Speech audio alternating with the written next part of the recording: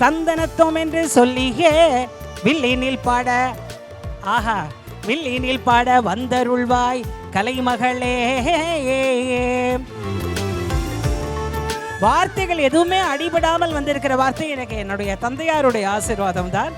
பாடுறேன் பாருங்க, என்ன அழகா வந்திருக்கு பாருங்க. தாயாகி தந்தையாகி குருவுமாகி தெய்வமாகி முருகனெனும் மந்திரமாகி தமிழாகி, ஆமா தமிழாகி வாராகி வந்த தெய்வமே. முருகப்பெருமானுக்கும் வில்லுக்கும் சம்பந்தம் உண்டு. எங்க தெரியுமா? வேடனாக வந்து வள்ளியை காதலித்த போது வில்லை தூக்கி கொண்டு தான் வந்தார். சில பேருக்கு ஞானம் 20, சில பேருக்கு 30, சில பேருக்கு 50, சில பேருக்கு அடுத்த ஜென்மத்தில் தாங்க. காரணம் என்ன தெரியுமா? இதை போன்ற விழாக்கள் நடத்தப்படவில்லை. காதர் பாட்ஷா, உனக்கு 6 மணிக்கு தூக்கு. முருகனை கும்பிடுறதெல்லாம் இருக்கட்டும், தூக்குக்கு தயாராயிட்டியா? முருகா, உன்னோட கடைசி ஆசை என்ன? ஒரு ஹார்மோனியம் தரீங்களா? எதுக்கு ஹார்மோனியம்? முருகா, முருகன் என்பவன் முத்தமிழால் வைதானியும் வாழ வைப்பன். ஏன்னா ஏடா மூடா போடா வேடான்னு சொன்னது வள்ளி தானா. யாராவது முருகனை நீங்க திட்டினீங்கன்னா ஜில்லுன்னு வள்ளி ஞாபகம் வருமா? உடனே வள்ளி ஞாபகம் வந்தோடனே அள்ளி அள்ளி வரங்களை கொடுத்து விடுவாரா?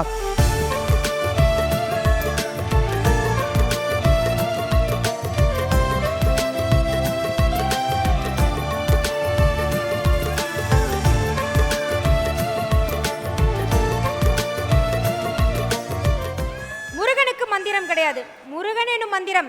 முருகா அப்படின்னு சொல்வதே மந்திரம் அப்படின்னு சொல்லியிருக்கோம்.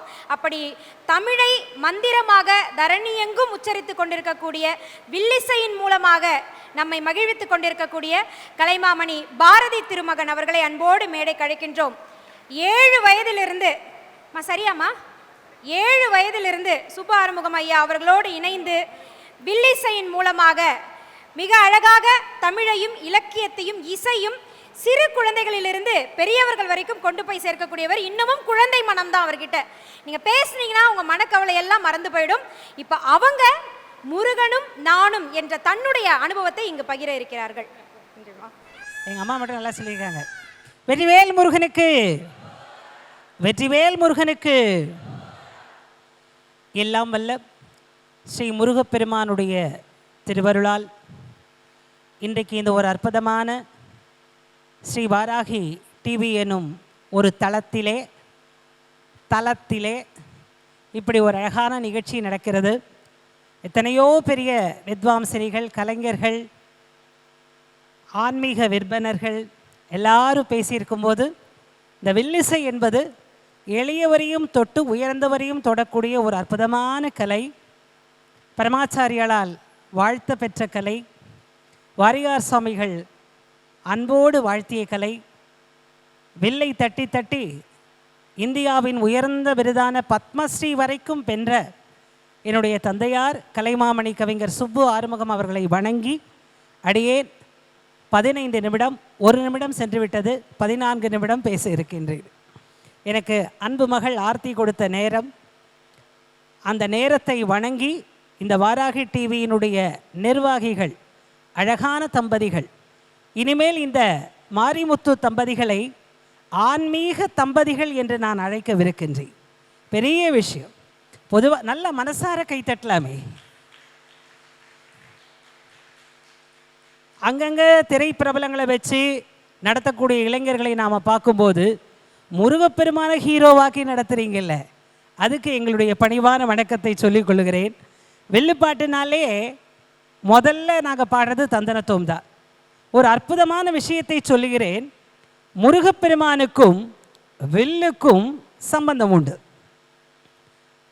முருகப்பெருமானுக்கும் வில்லுக்கும் சம்பந்தம் உண்டு. வில்லுக்கும் எங்களுக்கும் சம்பந்தம் உண்டு. என்னங்க முருகப்பெருமானுக்கு வில்லுக்கும் சம்பந்தம் உண்டுன்னு கேட்குறீங்க? எங்கே தெரியுமா? வேடனாக வந்து வள்ளியை காதலித்த போது வில்லை தூக்கி கொண்டு தான் வந்தார். அவருக்கு வில் பவர் கொடுத்ததே வேடம்தான். அப்பேற்பட்ட முறையில் அந்த வேடன் வடிவத்திலேயே உங்களுக்கு ஒரு சிறு குறிப்பு தருகிறேன். ஒருவேளை எல்லோருக்கும் தெரிந்திருக்கலாம். வில்லுடையான் பட்டு என்று நெய்வேலியிலே முருகப்பெருமான் வள்ளியை காதல் புரிந்த தோற்றத்திலே ஒரு கோவில் இருக்கிறது. எங்கள் ஐயா சொன்ன மாதிரி உயர்ந்த கோவில்களை வணங்குவோம், ஆங்காங்கே தெரிய வேண்டிய கோவில்களை தெரிவிப்போம், எல்லாருக்கும் தெரிவிக்கணும். அதனால் வில்லுக்கும் முருகனுக்கும் இருக்கும் சம்பந்தம், முருகனுக்கும் முத்தமிழுக்கும் இருக்கும் சம்பந்தத்தை குறைந்த நேரத்திலே நிறைந்த மனதோடு உங்கள்கிட்ட வில்லுப்பாட்டு தமிழில் பரிமாற இருக்கின்றேன். வில்லுப்பாட்டுனா எல்லாருக்கும் பிடிச்சது என்ன பாட்டு? தந்தனத்தோம். அங்கிறது ஆடு. நான் சொல்கிறேன், நீங்கள் எல்லாரும் எனக்காக ஒரு ஆமாம் போடணும், சரியா? தந்தனத்தோம் என்று சொல்லியே வில்லினில் பாட, ஆஹா, வில்லினில் பாட வந்தருள்வாய் கலைமகளே. அடுத்து இந்த நிகழ்வுக்கும் வாராகிக்கும் சேர்த்து வார்த்தைகள் எதுவுமே அடிபடாமல் வந்திருக்கிற வார்த்தை எனக்கு என்னுடைய தந்தையாருடைய ஆசீர்வாதம் தான். பாடுறேன் பாருங்க, என்ன அழகா வந்திருக்கு பாருங்க. தாயாகி தந்தையாகி குருவுமாகி தெய்வமாகி முருகனெனும் மந்திரமாகி தமிழாகி, ஆமா தமிழாகி வாராகி வந்த தெய்வமே. இது என்னன்னா எல்லாரையும் ஒரு மன கவரக்கூடிய ஒரு அற்புதமான பாடல். நான் எல்லா வீட்லேயும் அம்மா விளக்கு கடை அம்மா உடைய அற்புதமான கடையில் என்ன நிகழ்ச்சி நடத்தும்போது கூட நான் சொன்னேன், விளக்குகளுக்கு மத்தியிலே இருந்து கொண்டு பாடும்போது அதை விட சந்தோஷம் எங்களுக்கு என்ன இருக்கிறதுன்னு. முருகன் என்னும் மந்திரத்தை நான் எந்திலிருந்து எடுக்க போகிறேன்னா, 5 முகம் தோன்றில் 6 முகம் தோன்றும், 5 முகம் தோன்றில் 6 முகம் தோன்றும், வெஞ்சமரில் அஞ்சல் என வேல் தோன்றும், நெஞ்சில் ஒரு கால் நினைக்கில் இருகாலும் தோன்றும், முருகா என்று ஓதுவார் முன். இது அருமையான பாடல். இதுலேருந்து நீங்கள் ஒரு விஷயத்தை எடுத்துக்கணும், என்ன தெரியுமா? முருகா என்று ஓதுவார் முன், முருகா என்று ஓதுவார் முன், முருகா என்று ஓதுவார் முன், முருகா என்று ஓதுவார் முன். இதை ஏன் நான் சொன்னேன்னா, இந்த உலகத்திலே பேசுவது புத்தியை சார்ந்தது, பாடுவது இறைவன் கொடுத்த சித்தியை சார்ந்தது, ஓதுவது தான் பக்தியை சார்ந்தது. சாதாரணமாக நீங்கள் அன்றாடம் வர தினசரி பேப்பரை ஓதுனான்னு யாரும் சொல்ல மாட்டாங்க. திருமந்திரத்தை ஓதினோம், முருகா எனும் மந்திரத்தை ஓதினோம். ஆக இவங்க கொடுத்திருக்கிற தலைப்பு முருகன் என்னும் மந்திரத்தை நீங்கள் அனைவரும் ஓத வேண்டும். ஏன் தெரியுமா? முகுந்தன் ருத்ரன் கமலன் இந்த 3 பேரையும் ஒன்னா கும்பிட்ட புண்ணியம் இந்த முருகா என்ற சொல்லிலே கிடைக்கிறது. ஆதி காலத்தில் கேபிஎஸ் அம்மா பாடுவாங்களே, முருகா அப்படின்னாங்கன்னா அந்த அம்மா முகம்தான் நம்ம எல்லாருக்கும் ஞாபகம் வரும்.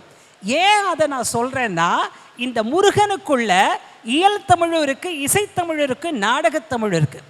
இது வரைக்கும் யாராவது யோசிச்சிருக்கீங்களா? தமிழில் வல்லினம் வெள்ளினம் இடையினம் இருக்குன்னு எல்லாரும் சொல்லுவாங்க. ஆனால் நீங்கள் முருகா என்ற வார்த்தைக்குள்ளேயே மூ வெள்ளினம், அதே மாதிரி ரூ, அதே மாதிரி கூ, 3த்தையும் சேர்த்து பார்த்தீங்கன்னா வல்லினம் வெள்ளினம் இடையினம் 3ம் கா வல்லினம் ஆக எல்லாமாக சேர்ந்து இருப்பது தான் தமிழ் போல முருகன் நம்மளுக்கு அழுப்பிச்சு கொண்டிருக்கிறார். அப்போ தமிழ்னா என்னங்க? முத்தமிழ், இயல், இசை, நாடகம் 3ம் தான். இயல் தமிழாக 2 நிமிஷம், இசைத்தமிழாக 2 நிமிஷம், நாடகத்தமிழாக 2 நிமிஷம். இயல் தமிழ்னோடனே எனக்கு இது ஞாபகம் வந்ததுன்னா, அருணகிரிநாத பெருமாள் உலகத்திலேயே எழுதும் நூலுக்கு நாம் தான் பெயர் வைப்போம். நான் படைத்த நூலுக்கு நான் தான் பெயர் வைப்பேன், அப்பா படைத்த நூலுக்கு அப்பா தான் பெயர் வைப்பாங்க, ஐயா படைத்த நூலுக்கு ஐயா தான் பெயர் வைப்பார்கள்.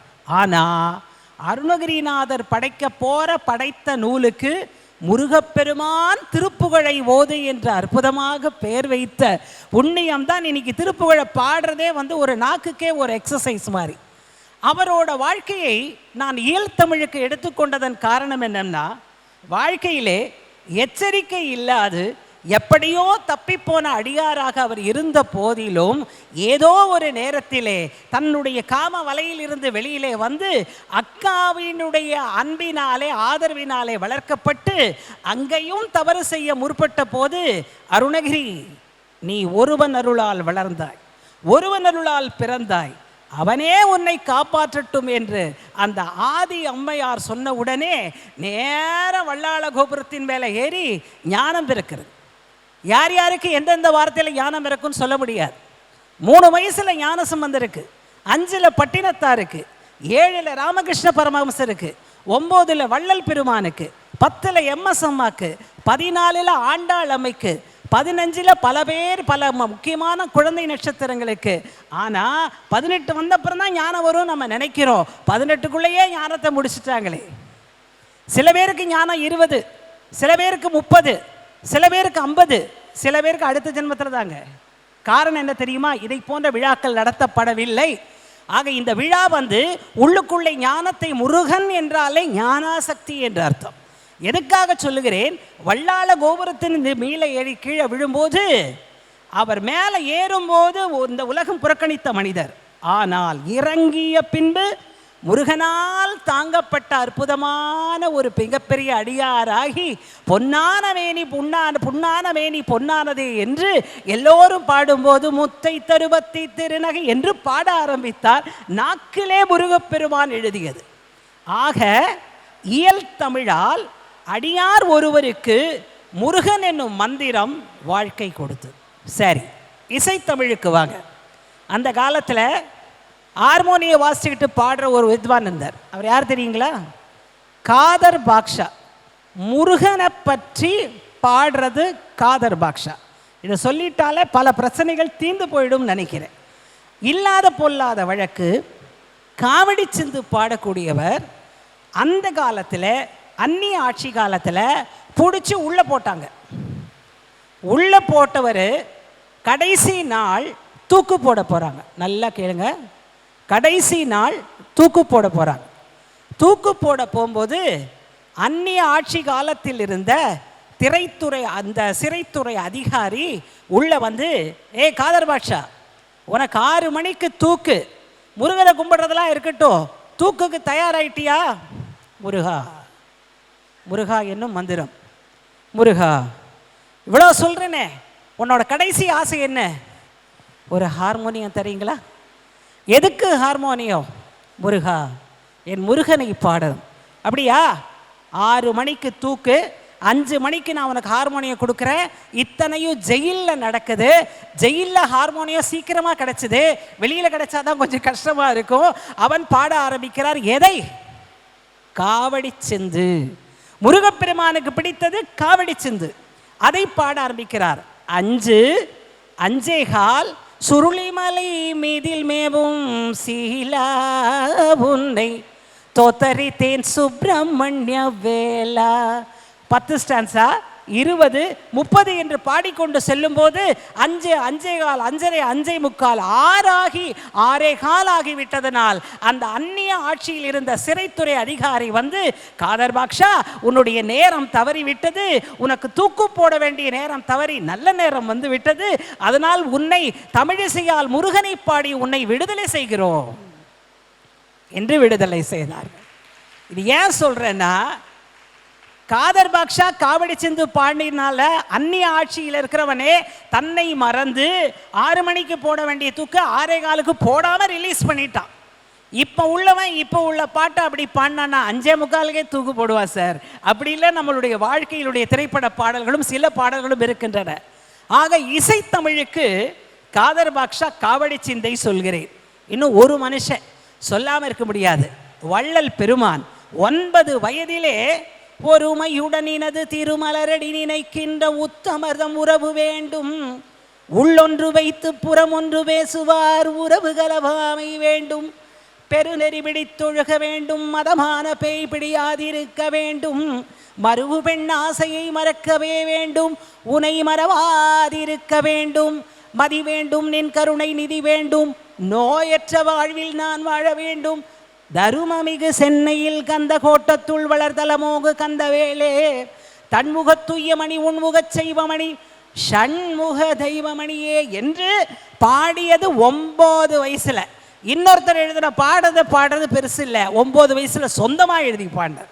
முருகா என்று ஓதியதால் கிடைத்த ஒரு அற்புதமான மந்திரம். நாடகத்தமிழ் வள்ளியை அருமையாக வேடன் போல வேடமிட்டு, அதைத்தான் அந்த காலத்தில் டிஆர் மகாலிங்க அருமையாக பண்ணார். காயாத கானகத்தேன் ஒரு பாட்டு நல்லா கேட்டிருப்பீங்க.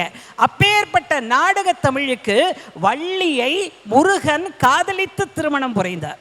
அதை கந்த புராணத்தில் எப்படி சொல்றாங்க, உலைப்படு மெழுகுதென்ன உருகியே ஒருத்திகாதல் வலைப்படுகின்றான் போல வருந்தியே இறங்கான் என்றார். அலைப்படு மதிய புத்தேள் அலங்கலம் கனையில் தோன்றி அலைப்படு தன்மை தன்றோ அருமுகன் ஆடல் எல்லாம். இன்னும் 3 நிமிடங்கள். மேலே இருக்கிற அற்புதமான சந்திரன் அங்கே ஆடாது, கீழே தண்ணீரில் பிம்பம் ஆடும். அதுபோல முருகப்பெருமான் நடத்திய திருவிளையாடல் அவர் மேலே ஒளிப்பொருள், கீழே வந்து பூலோகத்திலே எடுத்த திருவிளையாடல் அற்புதமான நாடகத் தமிழ்தான் கந்த புராணம். ஆக இயல், இசை, நாடகம் என்ற 3லும் முத்தமிழிலும் முருகா என்னும் முத்தமிழ் மந்திரமாகி முருகப்பெருமான் நமக்கு அருள் புரிகின்றாரே. என் அனுபவத்தை 3 நிமிடத்தில் சொல்லி முடிக்கின்றேன். 1990 எனக்கு திருமணம் செய்விக்க வேண்டும். ஏன்னா சொந்த அனுபவத்தை சொல்லுங்கன்னு சொல்லி தான் சகோதரி கூப்பிட்டுருக்காங்க. இது உண்மையான அனுபவம். இந்த உண்மையான அனுபவத்தை இன்றைக்கும் யார்கிட்ட ரெஃபர் பண்ணலாம், வீடியோ இருக்குது. அல்லது பிள்ளையார் கோயில், KK நகர் பிள்ளையார் கோயில் அர்ச்சகர் இன்றைக்கும் அந்த செய்தியை சொல்வார். எங்களுக்கு 60 செய்து வைத்தவரும் அவர்தான். என்னன்னா, பெண் பார்க்கிறார்கள். பார்த்தவுடன் நான் அவரை பாடச் சொன்னேன். உடனே பாடினார் டாக்டர் எஸ் திருமகன் அவர்கள். எனக்கு பிடித்து விட்டது. உடனே அவங்களும் வந்தாங்க, நாங்களும் வந்தோம். எங்கே KK நகர் பிள்ளையார் கோயிலில் சுவாமி வாரியார் சுவாமி பேசி கொண்டிருக்கிறார். அவர் பேச உடனே நம்ம நிகழ்ச்சிக்கு ஒரு முகம் வந்தாலே போதும், 6 முகம் வந்திருக்கிறாரு அப்படின்னு அப்பாவை பற்றி சொன்னார். உட்கார்ந்தோம். நிகழ்ச்சி முடிந்தது. பாரதிக்கும் திருமகனுக்கும் திருமணம் செய்ய முடிவு செய்திருக்கிறேன். சாமி நீங்கள் தான் வந்து தலைமை செய்து பண்ணணுன்னே உடனே அங்கே டேட்டை பார்த்து சொல்லிட்டு, இது செய்தி எது தெரியுமா, மந்திரமான அனுபவம். அந்த KK நகர் முருகப்பெருமானுடைய கோவில், அந்த பிள்ளையார் கோவில் பக்கத்துலேயே இருக்குது. அந்த சந்நிதியில் கூட்டு போய் பெண் பார்த்த அன்றே பாரதி திருமகனுக்கு மாலை போடு, திருமகனே பாரதிக்கு மாலை போடு என்று பெண் பார்த்த அன்று திருமணத்தை முடிவு செய்து அவரே திருமணத்தையும் நடத்தி வைத்து ஞான சம்பந்தன் பிறப்பான் என்று சொன்ன வார்த்தை பலித்து இன்றைக்கும் எனக்கும் திருமகனுக்கும் எங்கள் மகன் கலைமகன் ஞான சம்பந்தனாக உலவி கொண்டிருக்கிறாரே. இதைவிட உங்களுக்கு அனுபவமாக, சொந்த அனுபவமாக என்ன சொல்ல முடியும்? நிஜமா சொல்கிறேன், எனக்கு முருகன் கொடுத்த வாழ்க்கை. நிஜமா சொல்கிறேன், எங்களுக்கு திருச்செந்தூர் குலதெய்வம். ஐயா நீங்கள் பேசுனதில் எனக்கு ரொம்ப பிடிச்சது, சமீபத்தில் குலதெய்வம்னு உடனே அதைத்தான் சொல்லணும் இதைத்தான் சொல்லணும்னு ஒரு தொலைக்காட்சியில் நடந்தது. ஆனால் நான் சொன்னேன், திருச்செந்தூர் முருகப்பெருமான் தான் எங்கள் குலதெய்வம். ஏன்னா குலதெய்வம் தெரியப்படாதவர்கள் திருச்செந்தூர் முருகப்பெருமானை கும்பிடுவார்கள் என்பது நமக்கு சாஸ்திரம். காஞ்சி பரமாச்சாரியாலும் சொல்லியிருக்கா, பல பெரிய நூல்களும் சொல்லியிருக்கிறது, உங்களை போன்ற ஆன்மீக விற்பனர்களும் சொல்லியிருக்கிறார்கள். ஆக முருகன் என்பவன் முத்தமிழால் வைதாரியம் வாழ வைப்பன். ஏன்னா ஏடா மூடா போடா வேடான்னு சொன்னது வள்ளி தானா. யாராவது முருகனை நீங்கள் திட்டினீங்கன்னா ஜில்லுன்னு வள்ளி ஞாபகம் வருமா? உடனே வள்ளி ஞாபகம் வந்தோடனே அள்ளி அள்ளி வரங்களை கொடுத்து விடுவாராம். அதனால் எல்லோரும் மகிழ்ச்சியாக என் சொந்த அனுபவத்தையும் சொன்னேன். இயல், இசை, நாடகம் என்று முருகன் என்னும் முத்தமிழ் மந்திரத்தை பற்றியும் விளக்கி இன்னும் நிறைய விளக்குவோம் அடுத்த ஸ்ரீ வாராகி தொடரில். அன்போடு வருகின்றேன் என்று சொல்லி இதுவரைக்கும் இருந்து ரசித்த அத்தனை தாய்மார்களுக்கும் அதே போன்று ஆன்மீக விற்பனர்களுக்கும் அழகாக விழாவை நடத்தும் ஸ்ரீ வாராகி டிவி விளக்குக்கடை உபயதாரர் அன்போடு அவர்களுக்கும் வந்திருக்கும் வித்யாவுக்கும் எல்லாம் சொல்லி என் செல்ல குட்டி என் மகள் ஆர்த்திக்கும் அன்பு வணக்கத்தை சொல்லி, அவளை குழந்தையிலேருந்து நான் பார்த்துட்டு இருக்கேன். இன்றைக்கு எனக்கு மகள் கிடையாதுன்னு நான் சொல்கிறதே இல்லை, அவள் தான் என் மகள். கண்ணா முடித்து விட்டேன், வாருங்கள். வாழ்த்து. நன்றி. வெற்றிவேல் முருகனுக்கு அரோகரா. வெற்றிவேல் முருகனுக்கு அரோகரா. வெற்றிவேல் முருகனுக்கு அரோகரா. அதாவது முருகர்கிட்ட இருக்கக்கூடிய வேல் பவரை பற்றி நாங்கள் தெரிஞ்சு வச்சுருந்தோம். ஆனால் உங்கள் மூலமாக தான் முருகர்கிட்ட இருக்கக்கூடிய வில் பவரை பற்றியும் நாங்கள் தெரிஞ்சுக்கிட்டோம். வில்லிசை நாயகி அப்படின்னு நான் சொன்னேன். எப்போவுமே ஒரு தாய்க்கு எது மகிழ்ச்சியாக இருக்கும்?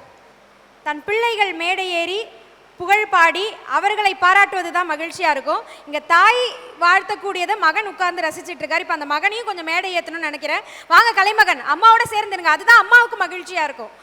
அவங்க ஒரு வில்லிசை கலைஞராக பேசினாங்க, ஆனால் ஒரு தாயா அவங்களுக்கு மகிழ்ச்சி தரக்கூடியது ஞான சம்பந்தராய் பார்க்கக்கூடிய கலைமகனை மேடை ஏற்றி பார்க்கறது தான். கலைமகனும் ஆல் இண்டியா ரேடியோ அதில் ஒர்க் பண்ணிட்டு இருக்கீங்க இல்லை, இன்னும் போயிட்டு இருக்கு.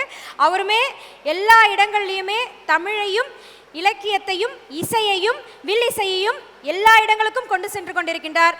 இன்னும் சிறிது காலம் அவரையும் சேர்த்து நீங்கள் உங்கள் குழந்தை போல இந்த கலைகளை தொடர்ந்து வளர்க்கணும், பல நாடுகளுக்கு கொண்டு போய் சேர்க்கணும். வில்லிசை என்பது நம்மளுடைய பாரம்பரிய மரபு, அதை யாரும் மறந்து விடாதீர்கள். விளக்குக்கடை அம்மா உட்பட அதை வளர்ப்பதற்கு பல முயற்சிகளை நீங்கள் எடுத்திருக்கீங்க. ரொம்ப ரொம்ப மகிழ்ச்சிமா. இப்போ உங்களின் கரங்களாலும் நம்மளுடைய ஸ்வாதி அவர்களினுடைய கரங்களாலும் இருவருக்கும் ஒரு அன்பின் பரிமாறல் மொத்தமாக நல்லா நம்ம கை தட்டி தந்தனத்துவம் சொல்லி அவங்கள நல்லா நம்ம மனதார அன்பு செய்யலாம்.